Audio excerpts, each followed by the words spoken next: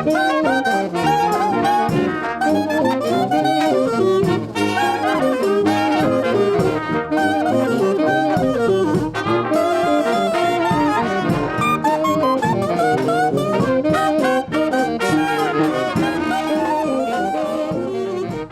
is an honor to welcome you to the 2021 Bill Russell Lecture, established to promote the collection's extensive William Russell Jazz Collection and its central theme of early New Orleans jazz. Tonight's topic is, When You Hear That Beat, Tradition and Change in the New Orleans Brass Band. It is a collaborative presentation prepared by Douane Waples, musician, and with musician ethnomusicologist Dhani Adomaitis. Mr. Waples and Ms. Adomaitis are both collection staff members, and they are joined by the wonderful Dr. Michael White of Xavier University, Gregg Stafford of the Young Tuxedo Brass Band, and Douane's band, the Kings of Brass. Together, they will guide us through the evolving world of brass bands. We would like to thank the Derby's Foundation for graciously sponsoring the Russell Lecture, as they have over the past several years. Finally, tonight's presentation is designed to accompany the exhibition, Dancing in the Streets, currently on view in the tricentennial wing of the Signoret Brulator facility at 520 Royal Street. Today we'll be discussing chronological developments in the New Orleans Brass Band, changes in venue, audience, musical style, and instrumentation, how musicians learn the tradition, as well as individual roles in a band. I'll bring 19th century context to the table, facilitating a conversation between Dr. White and Douane on their respective brass band scenes. And don't worry, we'll hear some fantastic music too. The Civil War was said to be one of the most musical wars in history, with regimental bands employing thousands of musicians broken into two categories, band musicians and field musicians. The band musicians accompanied troops while marching, but their main purpose was to perform ceremonies and concerts. Field musicians were the signalers. They held utilitarian roles with dozens of memorized calls and cadences. Music was also used to sustain motivation while soldiers were at rest. Reconstruction-era brass bands here in New Orleans, both organized bands and pickup groups, sometimes contained veteran musicians, one example being a previously enslaved local veteran named Jordan Noble. Jordan's field drum now resides in our Louisiana History Galleries. The 19th century saw a changing role for civic concert bands, now called community bands, which often emerged from those militia or military units. Across the United States, audiences flocked to concerts at picnics and civic celebrations. Gazebo-style bandstands appeared in nearly every town to accommodate concert and brass bands. Here in New Orleans, one of the most famous examples of a Civil War-era funeral that utilized brass bands followed the death of a Black Union officer in 1863, Captain Andre Caillou. Weeks after the battle at Fort Hudson, Caillou's body was recovered and returned to New Orleans, where thousands attended this funeral. Author John Swenson has noted that at this point, brass bands were a high-profile characteristic of the Union occupation of New Orleans. Their popularity continued throughout Reconstruction, and the brass band became, in his words, in a very real sense, the sound of emancipation. Right now we're going to play Bugle Boy March. The march was a staple of brass band music going back to written brass bands, military groups, civic and militia units. But in New Orleans, around 1900, just before 1900, some of the brass band musicians started to improvise and play by ear. They used some of the basic parts of the march. They retained the melody and certainly the chord or harmonic structure, but they improvised the way they played every part of it and gave it new life and new meaning. So right now we're going to do for you a traditional New Orleans jazz style version of the march, Bugle Boy March.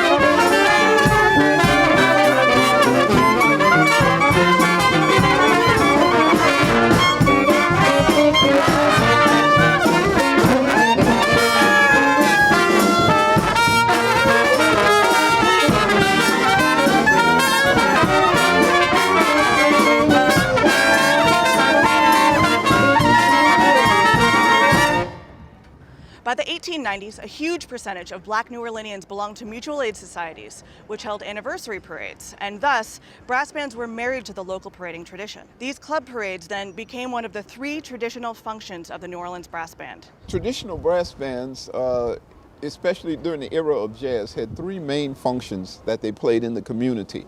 One was the Black Social Club parades, which were held for anniversaries, like a club's anniversary, or sometimes for special holidays.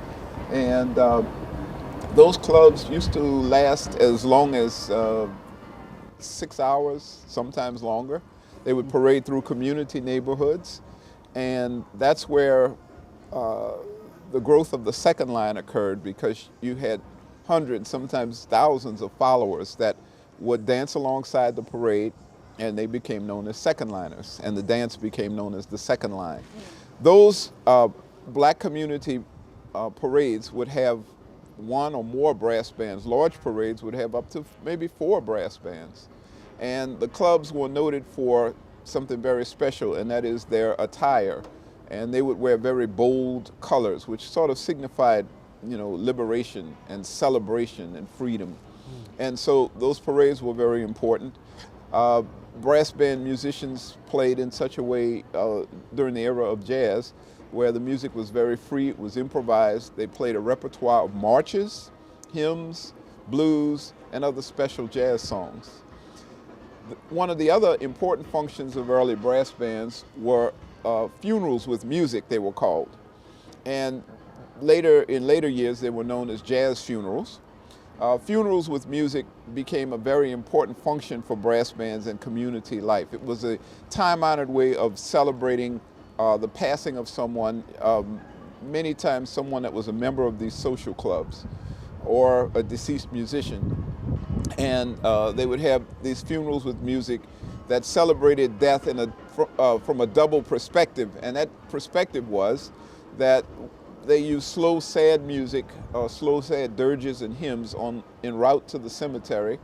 And coming away from the cemetery, there was joyous up-tempo music with joyous procession and dancing. As we mentioned earlier, the jazz funeral celebrates death in 2 ways. One is through slow, sad music, dirges and hymns played in the slow, sad dirge style. Right now we're going to do for you one of the most popular hymns of the last half of the 20th century that has been used in jazz funerals, Just a Closer Walk with Thee.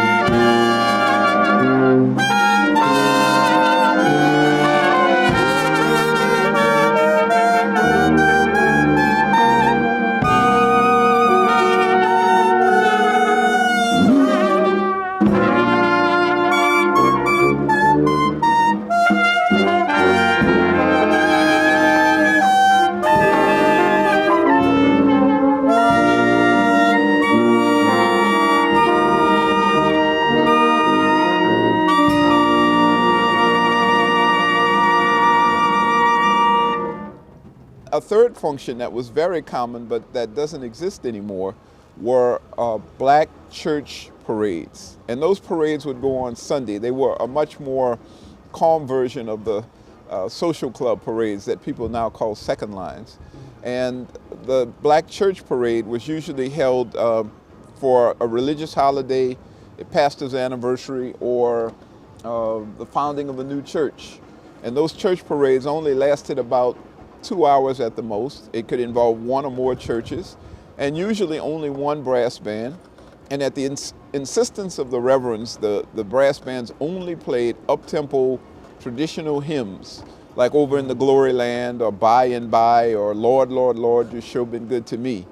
And you know, they would come out and they'd always say, none of that jazz now. But of course, we played, you know, the brass bands would play the music with the same improvisation and swing and jazz as they would play in the second line parades. The next song we're going to do is a traditional up-tempo hymn.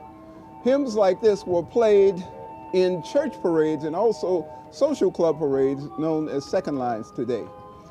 These are traditional Baptist style hymns but done in the New Orleans jazz style. Here is Lily of the Valley.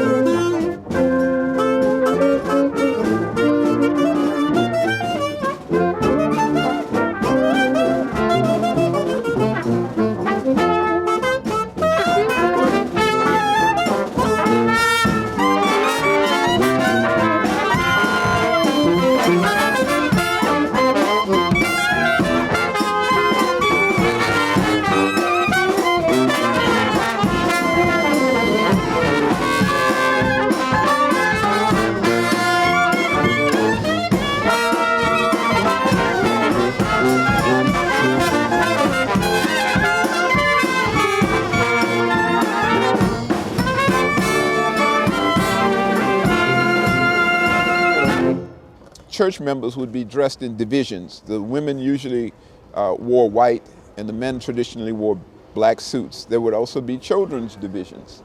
And so that was a very important thing that happened on early Sunday mornings throughout different areas of New Orleans. And that tradition existed into the 1980s, into the late 1980s. Personally, I played dozens and dozens of church parades. In fact, my first job as a musician was a church parade in Marrero. But they happened in New Orleans and also in surrounding community areas, you know, across the Mississippi River or over in Hanville, places like that. It was a very important thing for these churches to have church parades as a way of celebrating in the community and expressing unity and honoring, you know, the Lord, as well as serving the community. So they were a very, very important part of community life. The most visible shift in how modern brass bands function today is the loss of the church parade, to be honest. We still play second lines on Sundays, which lasts about 4 hours now.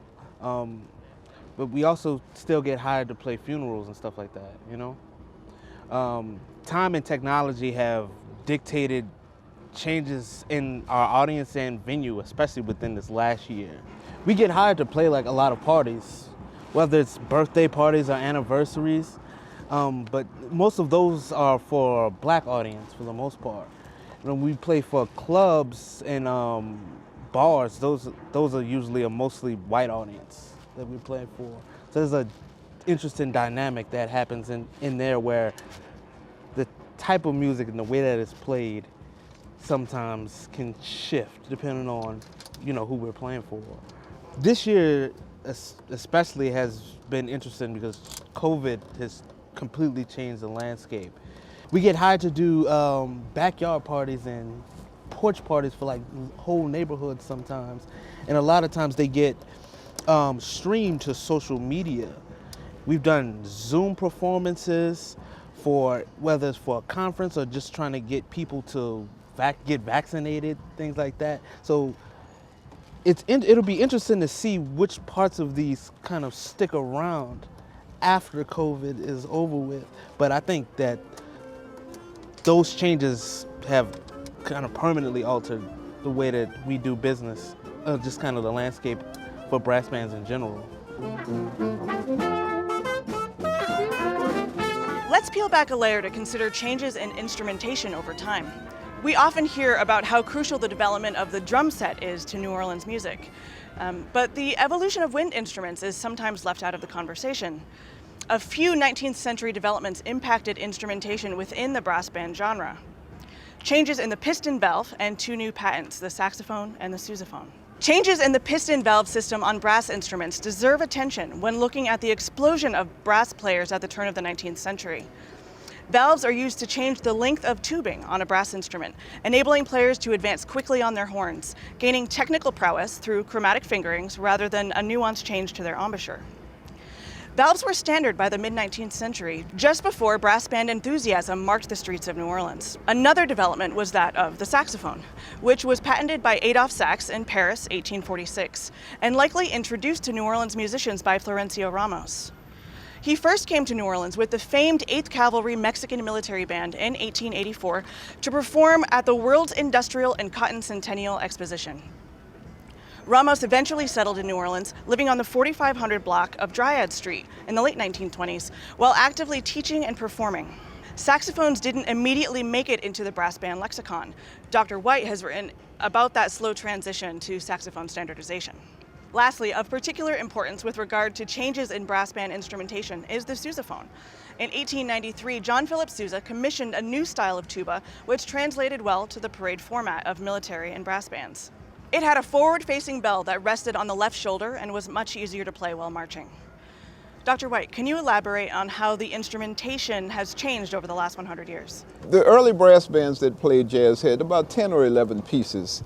They consisted of 3 trumpets that played the lead or melody, usually in 3-part harmony, which was great. It gave the band a full sound.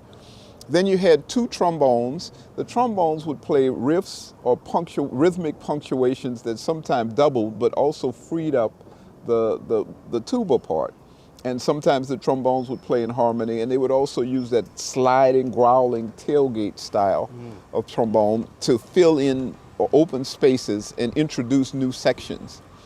And then you had 2 lower brass instruments, usually a baritone horn and an alto horn, and what they would do is provide a stronger harmonic function. They would play whole notes, half notes, and riffs and rhythms along the chord structure of the song to give the band a fuller sound. And you had 1 clarinet, and the clarinet was usually free to dance around and above the melody and the open spaces, and sometimes provide long high notes that were shrill. Now, all of this was very balanced, and it was sort of like a representation of society, like male voices, female voices, high voices, lower voices, medium voices. So that was kind of a way of symbolizing, the community. And then you had saxophones, which came in by the late 1920s, early 30s, and they replaced the lower brass instruments, but they continued that function of playing riffs and complementary extended notes to fill in the songs and play chord tones and things like that. And then you had in the rhythm section the traditional bass drum, which provided that unique syncopated beat that characterizes New Orleans music. Then you also, which is of African derivation, is derived, or it's really a simplification of the kind of beat that went along with African cross drumming, where there were many more drummings. But that beat alone is one of the most unique rhythmic characteristics of not only brass band music, but all of New Orleans music and American music. And that's been a very important rhythm in many different styles of music. So the brass band bass drum rhythm is important, and then the snare drum provides a style based on improvising press rolls that go along with to help to drive the rhythmic pulse of the song along. So then you had a full brass band with a variety of instruments that changed the colors and the sound of what you could do within the song. Now traditionally, when brass bands played, they played a repertoire of marches, but they jazzed them up, of hymns, blues songs, up-tempo.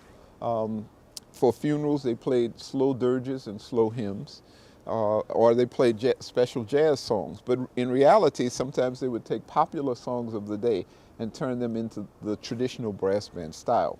This continued throughout most of the 20th century until the modern brass band era in the late 1970s and early 80s. If the trumpet is playing a melody like this, the clarinet would play above. It would answer the trumpet melody, but also play higher versions. So we're going to ask Dwayne if he could, we'll make up another melody on the spot. So the clarinet would answer the melody, or the trumpet. Can you play the trumpet right now? Okay, okay. Okay.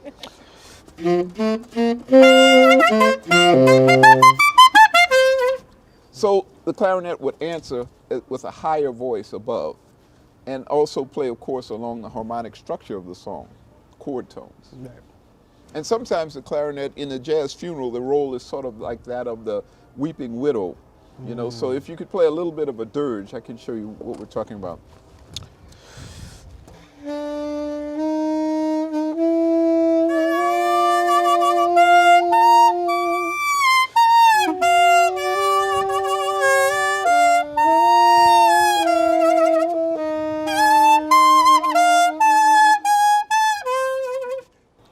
Yes, so that was a very important part of early brass band playing, that you had that strong contrast between the brass instruments and the reed instruments, with the clarinet being the freest instrument to, you know, dance around the melody and in between, and then in the slow hymns and dirges to kind of represent that kind of female sort of voice, you know. So in Kings of Brass, we have 2 trombones, we have 2 trumpets, 1 saxophone, snare drum, bass drum, and a tuba. So quite a bit shorter than the 10 to 12 members, but that's kind of just been the standard for us, at least. I came up kind of in the shadow of the rebirth, kind of that rebirth era of brass band playing. So we kind of early on we really modeled ourselves after that band. But today, many bands don't typically have a reed player, at least newer ones, I'll say that. And some newer bands kind of get rid of the reed element altogether. Our rhythm section is, well, the way our rhythm section functions is you know, they're the ones who really lay down the groove. They kind of, a lot of times, set the tone for whatever we're about to play. The snare drum, his job is usually kind of leading us into different sections of the song, either with a short pickup or a longer phrase. Of our 2 trumpet players, one of them usually plays melody and the other one usually plays harmony, or sometimes they'll play in unison. Trombones kind of follow a similar role in terms of whether or not there's a top note or a second note, but definitely what they mainly do is play riffs or rhythms in the background of whatever tune we're playing. Or even when it comes down to our solo section, either myself, one of the trombone players, or even one of the trumpet players, just kind of depending on who's taking a solo, would come up with a riff for us to play in the background on the second chorus of it. And sometimes that's a standard background that other bands have played, but many times we just kind of make them up on the spot, and it's kind of on us to kind of pick it up and play it almost immediately, either in unison or with harmony, like right on the spot. Our tuba player, what he does is we kind of consider him sort of a DJ of the band. He picks the songs that are appropriate for the occasion that we're playing for. Now we're all capable of doing that, but that's one of his central roles, is to do that and make sure that the transitions between songs are clean. You know, especially early on, I struggled with kind of figuring out what my role was in a brass band, just because coming up behind the Rebirth, I heard that saxophone player do a couple different things. Whether sometimes he's just playing with the trombone player, sometimes he's doing stuff like outlining the chords. But I never really knew at any given time what I should be doing in a modern brass band context, you know? So for a long time, I would just kind of sit in the pocket, kind of play with whatever the trombones were doing. And it kind of, in a way, it felt, for me at least, felt kind of like I was limiting myself and my understanding of my instrument and its role in the brass band. It really wasn't until I got older and I started really listening to different clarinet players and cats like Sidney Bechet that I kind of came to understand and got out of the mindset of, I don't even know what mindset to call it. Let's just say I was kind of stuck in my own rut. But then I decided, it's kind of up to me to decide at this point when and what to do when it comes down to playing in a modern brass band. And it's gonna depend on the venue, it's gonna depend on the type of gig we're playing, it's gonna depend on the type of song that we're doing. Sometimes in a crowded space, I might need to just play riffs with the trombone because it's a loud, it's a condensed spot. But sometimes I'll just, depending on the song, especially if we're playing any derivation of any older tunes, that's my goal, is to try to, in some type of way, carry the spirit of kind of ornamenting the music. Up-tempo blues songs were always an important part of traditional New Orleans jazz. And right now we're going to do one of the songs that existed at least since the late 1920s. It's entitled the Whoopin Blues.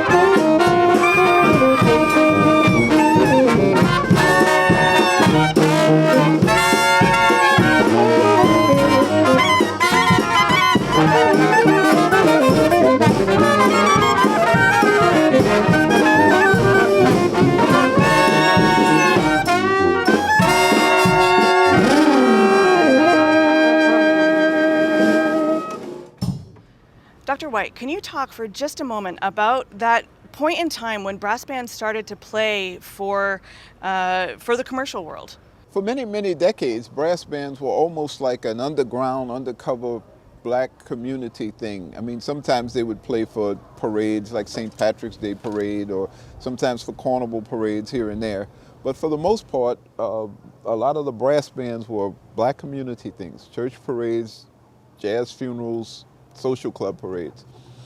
But during the 1960s, a couple of things happened that changed the dynamic for brass bands and gave them bigger exposure and a whole nother level of work. And those two things were that, one, the earliest real brass band recordings were made in the 1950s. And so the first commercial brass band recording, Jazz Begins, which was on the Atlantic label of the Young Tuxedo Brass Band, was now available to the rest of the country, the rest of the world, so they could hear what brass band music really sounded like in New Orleans. And also, another thing that happened was that in the growing tourist industry in New Orleans, they decided to promote jazz as one of the main attractions of coming to New Orleans.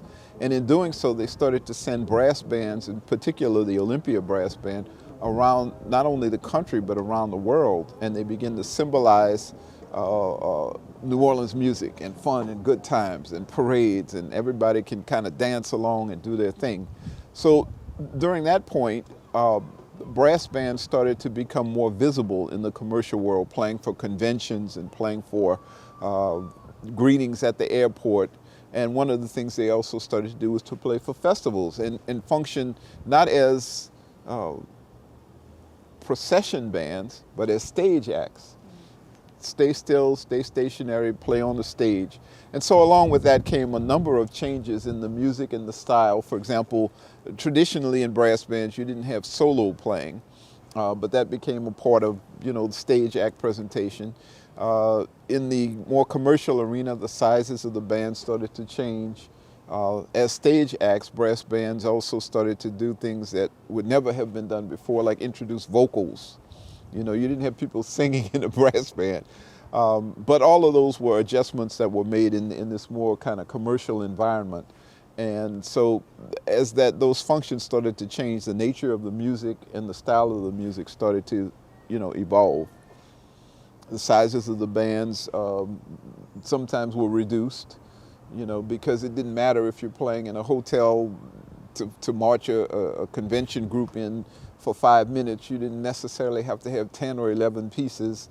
And people would not necessarily know the attire changed, sometimes the conduct of the musicians, the repertoire became, pretty limited in some ways.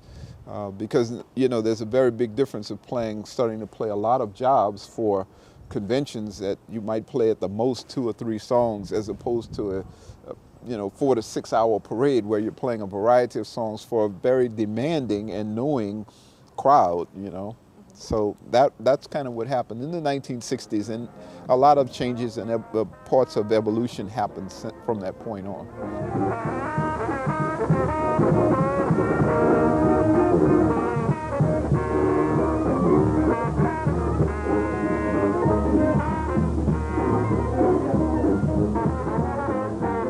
Our last topic is skill transmission.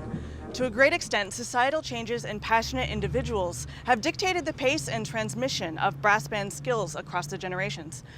That said, over the last 50 years, we can point to several bands that have been training grounds for young musicians.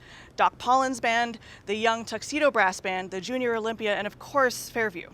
Behind each of those bands are passionate individuals: Doc Pollin, Gregg Stafford, Milton Batiste, and Danny Barker. All of these men dedicated themselves to transmitting the craft, but the question remains, did they do so at pivotal moments, or were they themselves the pivots?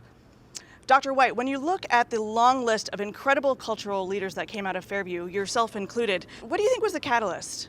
Well, one of the things was that we discovered that the music was an important part of New Orleans culture, and it was an important part of black culture. And it was something that was passed down by our ancestors. Many of us are related to descendants of early generation jazz musicians. And so, we looked at that as a matter of pride and heritage, but also something that we could take and learn and contribute to. So what was important in transmitting brass band music back then is that we had a series of mentors, so to speak.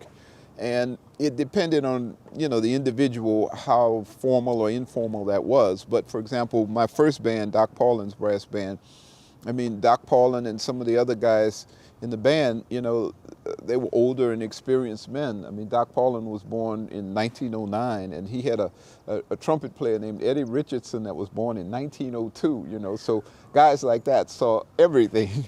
And so they played with some of the greatest brass bands, and they understood the music and the style very well. And when a young guy came along, you know, you don't know a lot of things, and they'll just, it starts off with a look. You get that look. And they'll look at you, and then they'll talk to you and say, well, you know, that's not quite right what you're doing. And sometimes they'll give you pointers or tips or advice, or sometimes tell you, you know, about other players of the past, and if you could find a recording of them or something to listen to, that would help you out. But they would tell you things about, you know, about your role, about your sound, if it was too light, or you know, if you were playing out of tune, or if you were not playing the right kinds of things, they would tell you and put you on the right track. And that was great. And then, you know, you would look at them and, you know, in a few months, that frown would go to a smile, you know, or a nod. And you know that you were starting, you know, to begin you were starting on the path of playing correctly in the brass bands. So that was an important thing. You always deferred to the older musicians. Back in those days, they didn't have young brass bands as such. The Fairview was the first young brass band, but so in the context of brass band history, usually the older musicians would always bring the younger guys through.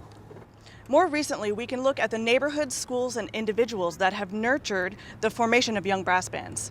Dwayne, how did you learn saxophone? What was your entry into the brass band world? I wanted to play since I was about 4 years old. It wasn't until, and I bugged my parents for every year. They didn't take me seriously until I was about 9. And then they eventually got me a horn. But to kind of just fast forward, my introduction to the brass band world was real interesting. I was asked by this guy, Glenn Hall, to join his band, the Baby Boys Brass Band, in about 2008. But before that, you know, I grew up in New Orleans East, so I was like really kind of disconnected from this whole culture at all. I mean, it was always interesting to me, even as a kid. You hear every Mardi Gras, you hear some of those records, some of those, talking about commercialization, you hear some of those records, compilation records that played a lot of this Mardi Gras music, and I always wondered how I could get into that, but I'm way out in the sticks, so I don't know how I'm gonna do that. So when he gave me that opportunity, I just jumped right on it, and it's, you know, history from there, you know. Dr. White, what was your entry into the brass band world? Well, I started playing clarinet in high school. I was, you know, I used to hear Mardi Gras parades, and you know, I remember many years ago going to see the Zulu Club on Jackson Avenue, and there was this loud, thunderous sound that happened all of a sudden. It sounded like thunder on the ground, and people started moving back, and I could hear people saying, "Here comes St. Aug."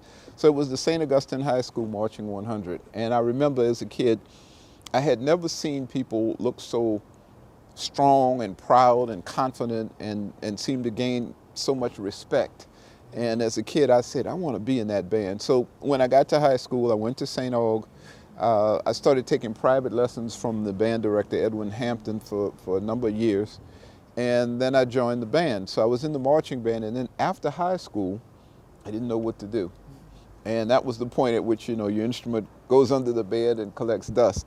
But I wanted to play, but I didn't know what I wanted to play. And then I started to hear that New Orleans jazz used the clarinet a lot. So I started to listen to traditional jazz records. And then we had a friend in the family that brought over, by chance, this album, Jazz Begins by the Young Tuxedo Brass Band, and that opened up my whole world.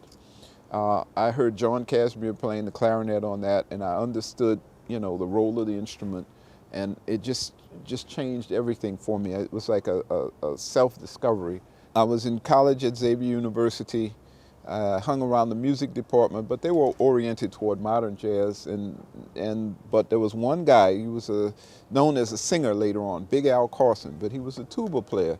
And he happened to mention one day that he was playing in a brass band. And I said, oh man, I've been listening to records. I would like to do that. If y'all ever need a clarinet player or an extra piece, let me know.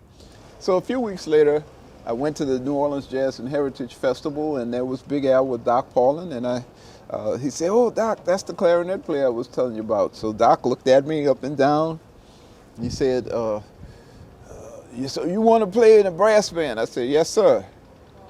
He said, if I call you, are you going to show up? I said, yes, sir. He said, no, you won't. He said, are you going to come on time? I said, yes, sir. He said, no, you won't. He said, in my band, we wear solid black shoes, black pants, clean white shirt, solid black tie, no polka dots, no stripes, and a white band cap. He said, would you come in uniform? I said, yes, sir, I would. He said, no, you won't. He said, you youngsters are no good. Y'all don't do right. Y'all just humbug fellas. So he said, well, anyway, give me your number. So I gave him my number, and sure enough, about 2 weeks later, he called me for a job. It turned out to be a church parade in Marrero, and that was the beginning of my career as a musician. And it was really strange because nobody said anything about music. I was just enjoying being out there, looking at the people coming out of the church, the older musicians, you know, and all of this. And all of a sudden, Doc did something like this. And I just thought he was playing a little bit. We had already tuned up. And the next thing I know, the bass drum beats for us to start off, boom, boom, boom. And I'm like, what song are we playing? What key are we in? Right. What am I supposed to do? What's the structure? But there was no time, and we just went. So I put my horn in my mouth and trying to find a few good notes here and there and play, you know, along. And I think that first song was Lord, Lord, Lord, you've sure been good to me. Yes, indeed. So I found that out, and that was the beginning, you know. And I you know, remember the John Casimir record, and I tried to, you know, duplicate some of those kinds of figures and high notes at the end where they could hear me and play in between all the horns, and it worked out. So I was with Doc for 4 years, and that was the beginning. So we're running out of time and sunlight here, so I just want to end with one more question. What message do you want to leave our audience with today? As it relates to this brass band culture, what I want to tell them is, you know, come ready to have your expectations changed. You know, a lot of people kind of come into the city with some type of interesting preconceived notion about what a brass band is and what it's all about. And I want them to just prepare to be surprised. I would like people to know that the New Orleans brass band tradition is one of the most important aspects of jazz and New Orleans music, and that it has a lot of different variety to it, and that, you know, you should listen to the entire range of the music, because there was a lot of beautiful brass band music that came from earlier periods, as well as great brass band music coming from later periods. And, you know, like everything else in life, there's good and bad brass band music, and, you know, I think there's enough of the good stuff out there for people to listen to, and it's really great. It'll change your life. It'll make you want to dance and appreciate just being alive. Oh, can I change my, let me change what I want to tell them. If you come here and you listen to brass band music, dance. Yes. Dance. Yeah, you're right. Yeah. Don't just sit there and watch, dance. That's what I want to tell them. Well, if it's great, they can't help it. They have to dance. You're right. Get into that beat, that's it. And now for our final song, we're going to do a original number by Kings of Brass called Fool's Gambit, written by me.